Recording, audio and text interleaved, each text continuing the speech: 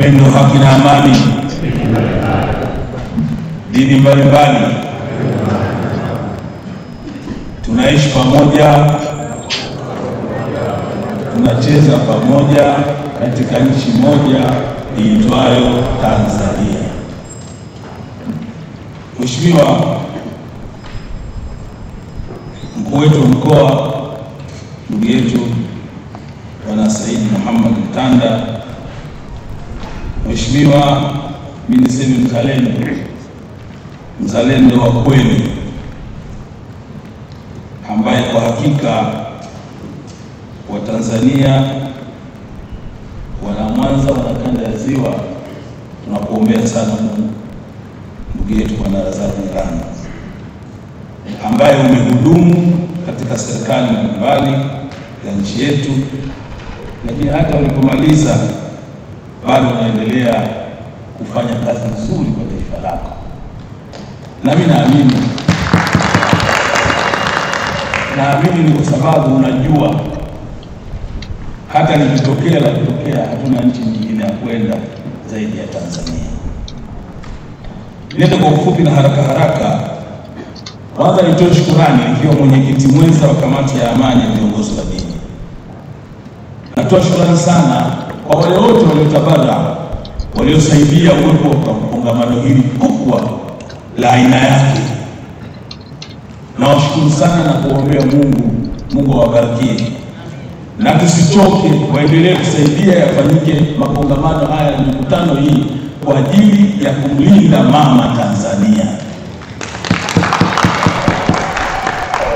Niwashukuru maaskofu, wachungaji, mashehe, maustadhi. Kwa upande wetu sisi Waislamu, madhehebu zote naziona hapa: Shia, Jamaat Ansar Sunna, Qadiria, Ibadhi, na una taasisi na Uwama, umoja wa walimu wa madrasa, umoja wa maimamu, wote naona wanachukua tumechukua kila eneo. Mungu awabarikie sana. Nasema haya kwa furaha kuona kwamba kweli nchi hii ilitafutwa kwa dua na sala. Nchi hii ya Tanzania ni nchi pekee hatukumwaga damu wakati tunapata uhuru. Ni wazee wetu walisimama kwenye maombi, wakafanya dua, hatimaye ukapatikana uhuru wa Tanzania. Na kwa miaka 60 ya uhuru, zaidi ya miaka 60 sasa, nchi yetu haijaingia dosari ya kuvunjika amani yake. Sisi katika Uislamu, Mtume Muhammad sallallahu alayhi wasallam anasema, man asbaha amina fi sirbihi muafa fi jasadihi indahu qutu yawmihi fakannama hiza lahu dunya. Mtume anasema, yule ambaye atakayeamka asubuhi nyumbani kwake ana amani, ana salama, mzima, tazamuafa fi jasadihi, ana afya katika kimwili chake, lakini indahu qutu yawmihi, ana chakula cha nyumbani kwake. Mtu mwenye hivyo vitu vitatu, Mtume wetu Muhammad anatufundisha, asema mtu mwenye mambo matatu. Kwanza, ukiamka asubuhi una amani. Kwa hiyo ikiwa nyumbani kwako umeamka una amani, ikiwa katika mtaa wako umeamka una amani, ikiwa katika wilaya yako umeamka una amani, ikiwa katika mkoa wako umeamka una amani, ikiwa katika nchi yako umeamka una amani. Hili la kwanza. Lakini la pili, muafa fi jasadihi, una afya. Mungu amekuepusha na maradhi. Lakini la tatu, ikiwa una riziki ya chakula, unaweza kupata ugali wako, ukapata mkate wako, ukapata kitumbua chako. Haya matatu ukiwa nayo, Mtume wetu Muhammad sallallahu alaihi wasallam anasema mfano wako ni kama umepewa dunia yote. Kwa hiyo kwa maelezo mafupi, sina shaka haya tunayajua sisi wa Tanzania. Kitu bora kitachoweza kutusaidia tukavuka salama kwenye uchaguzi ni amani.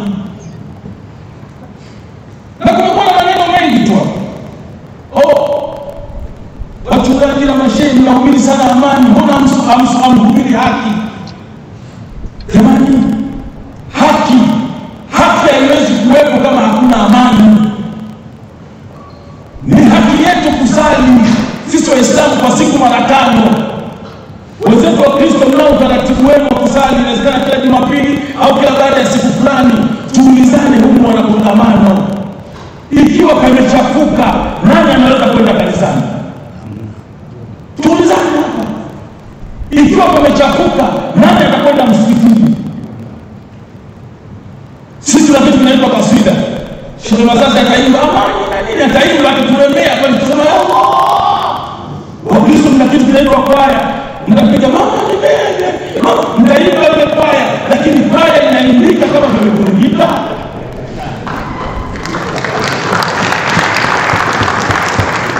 Kasida itaimbika kama vimevurugika. Kwa hiyo jambo la kwanza ni amani. Ni haki yetu kujengewa vituo vya afya na serikali kama Watanzania kwa mujibu wa katiba. Ni haki yetu. Tuwe na hospitali nzuri, lakini tuulizane hapa, nani anaanza kwenda hospitali wakati kuna mtoto analia? Ni haki yetu kuwa na mashule bora. Ni haki yetu serikali ijenge mashule bora, lakini nani anaanza kumpeleka mtoto wake shule wakati kuna mabomu na wanajeshi wametanda mtaani? Nani anaweza kufanya hivyo? Haki inakuwepo, lakini haki haiwezi kuwepo ikapatikana kama hakuna amani. Amani ndio damu ya haki. Tumeona Mwalimu Nyerere ameteuliwa kama msuluhishi pale Burundi. Alikwenda kusaka haki, alikwenda kusaka amani. Katibu mkuu wa umoja wa Mataifa ni nani?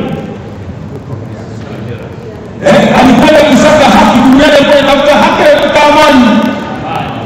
Wenzetu wa Gaza leo wanatafuta haki, wanatafuta amani. Tusidanganyane, amani kwanza. Hata maisha ya kawaida nyumbani kwako, baba mchungaji, shehe, pale nyumbani wewe na mkeo, wewe na mumeo, hivi kinacholeta salama pale nyumbani ni haki, ni amani. Hata mazungumzo yale kati ya baba na mama, yale mazungumzo yanafanyika kukiwa kuna haki, kukiwa kuna amani. Walio wote wamenielewa. Kwenye nyumba hiyo, kwa sababu ya muda niishia hapo. Lakini la pili kwa haraka ni jambo la kupiga kura. Sisi katika Uislamu kura ni jambo linakubalika, linafaa. Kwa mujibu wa katiba ya nchi, ibara ya 21 kipengele namba 1 imeeleza wazi. Ukienda kipengele namba 2 ndio kinafafanua wazi, kinasema kila raia anayo haki na uhuru wa kushiriki katika uchaguzi. Katiba ya nchi ibara ya 21 kipengele 1 na 2. Kwa hiyo kama ni haki, kama tunataka haki, haki yetu ni pale ikifika miaka 5 kwenda kupiga kura. Asitokee mtu mmoja usema kupiga kura. Kuna mambo mengi, au unaenda kupiga kura unamchagua nani? Upinzani wenyewe haupo. Hivi upinzani maana yake nini? Kwa mujibu wa sheria za nchi na katiba ya nchi hii, tuna vyama zaidi ya 18. Na vyama zaidi ya 10 viko kwenye mchakato wa uchaguzi. Vyama zaidi ya 10 viko kwenye mchakato wa uchaguzi. Sasa unasemaje huwezi kama kupiga kura? Mheshimiwa Mufti na Sheikh Mkuu wa Tanzania Daktari Sheikh Abubakar bin Zubeir bin Ali Mbwana, yeye ameelekeza, amesema tutoke tukapige kura, na kuacha kwenda kupiga kura ni kujidhulumu. Kwa sababu utaacha atachaguliwa wewe hutaki, atachaguliwa asiyefaa, halafu ndani ya miaka 5 utabaki na juta la Firauni. Hatupasi kujuta sisi, tukachague, tujitokeze tukachague. Lakini na mimi kazie maneno ya askofu wakati tunamaliza, tunapokwenda kuchagua lazima tupime, tufanye kazi nzuri ya kuasesa hawa. Tunakwenda kuangalia chama hichi, mgombea urais, mgombea ubunge, mgombea udiwani, tunakwenda kuwasikiliza. Wako wanaosema tutafanya, tupeni kura, tutafanya. Wako wanaosema, wako wanaosema mimi kimbie nitashauri. Nimesikia mmoja anasema yeye atashauri vitanda vitunguzwe. Amesikia kwa sheria na masoko. Hiyo vidogo hivi vitambili. Na huyu mgombea ana haki, atashauri. Lakini yuko anasema mimi nitaendeleza. Sasa kitu cha kwa ukamchagua nani? Tanzania inasifika kwa amani, miaka 60 ya uhuru. tutachagua. Tuendelee tukachagua kudumisha amani au tukachagua fujo? Sisi wa Tanzania tuna dini. Alafu tushasikia mtu ana dini au Mkristo ana dini, Muislamu ana dini, maana yake mjanja. Chukua hiyo. Mtu akishakuwa na dini maana yake mjanja. Eti leo anatokea mtu yuko Canada, yuko Marekani, yuko Uingereza, yuko China, kupitia mtandao anakushawishi wewe kijana wa Tanzania kwamba tarehe 29 badala ya kwenda kupiga kura nenda kaandamane. Naweza sema mtatoka kwenda kuandamana. Unakili au kuma?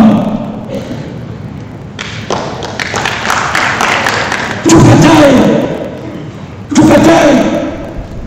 Lakini sisi kama watu wa dini, mfano sisi Waislamu, Mungu wetu anasema hivi, hajazaa ni ihsan ila ni ihsan. Malipo ya wema huwa ni wema. Mtu akitendea wema mlipe wema. Mfano sisi tunawaheshimu Wakristo, tukisema Wakristo ni ndugu zetu, tunakumbuka kabila Mtume wetu Muhammad sallallahu alaihi wasallam ametumwa akiwa Makka, akafukuzwa na watu wake. Mtume akawaambia masahaba zake, wanafunzi wa mwanzo, waende Habeshi Ethiopia kwa mfalme Mkristo, mfalme Najashi.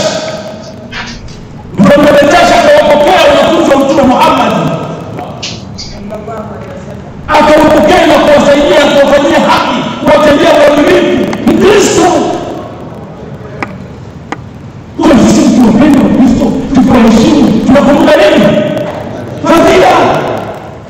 Malipo ya wema ni wema. Wakristo Tanzania, hapa Tanzania Wakristo wameingia 1800. Uislamu umeingia Tanzania mwaka 800. Tofauti yake miaka mingapi? Najua wewe. Lakini Wakristo walipofika Tanzania ni wazee wa Kiislamu waliwapokea, wakawapa maeneo ya kupenda, wakajenga nyumba za ibada, wakapewa maeneo ya makazi na wakaendesha dini yao bila matatizo. Sasa akitokea mtu anakwambia Wakristo ni mabaya au Waislamu ni mabaya, huyu mtu amechanganyikiwa, hajui historia ya nchi hii. Hawa Wakristo na Waislamu ni Mungu. Hawa iko Wakristo mchungaji, lakini mjomba wake wa Kiislamu shehe. Hapa iko shehe wa wilaya ya Kristo. Hapa iko shehe lakini walimu wake wa Uislamu na kadhalika. Kwa hiyo sisi tunapenda kuchagua, tunapenda kuchagua dini. Hatuendi kuchagua askofu wala shehe. Tunakwenda kuchagua kiongozi atakayeiongoza Tanzania.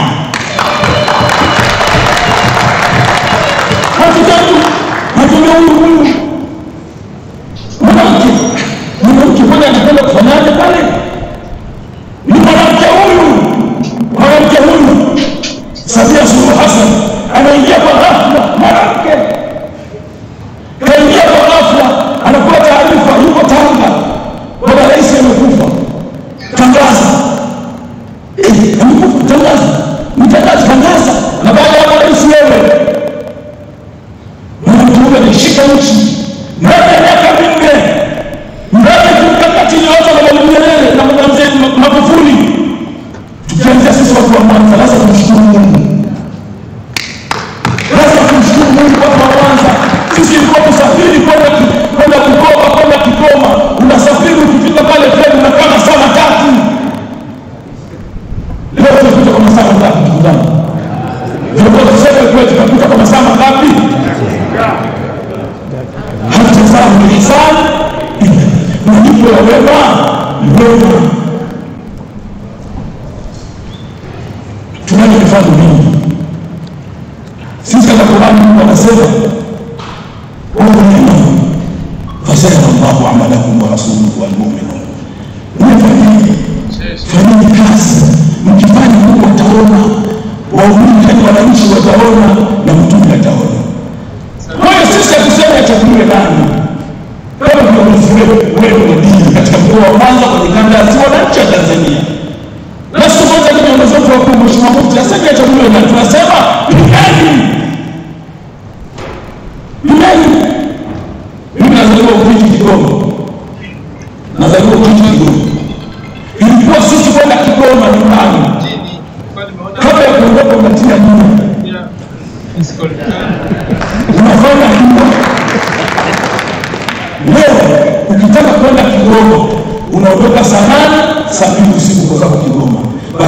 Bondo Kasudi ulifunguka, barabara kutoka Uvinza kule ulifunguka. Huyu anaitwa mwanamke hawezi. Mtakapokuwa unaondoka SR inaishia Dodoma nadhani. Ikosha Dodoma kumbo. Iko haijafika.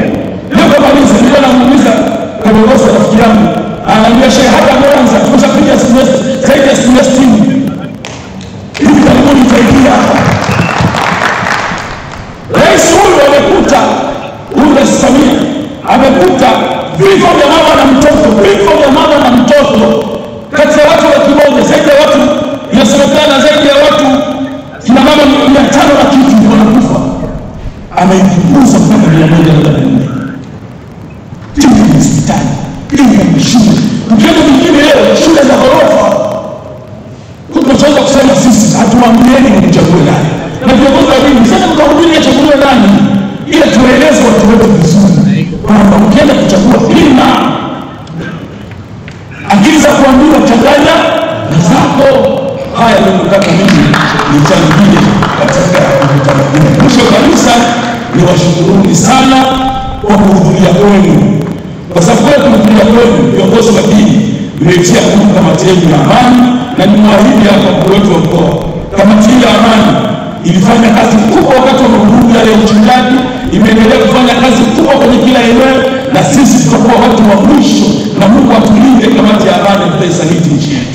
Ni bora tuitwe machawa. Ndio viongozi wa dini kulalini mchawa, lakini nchi baki kwenye amani. Upendo na amani. Dini mbalimbali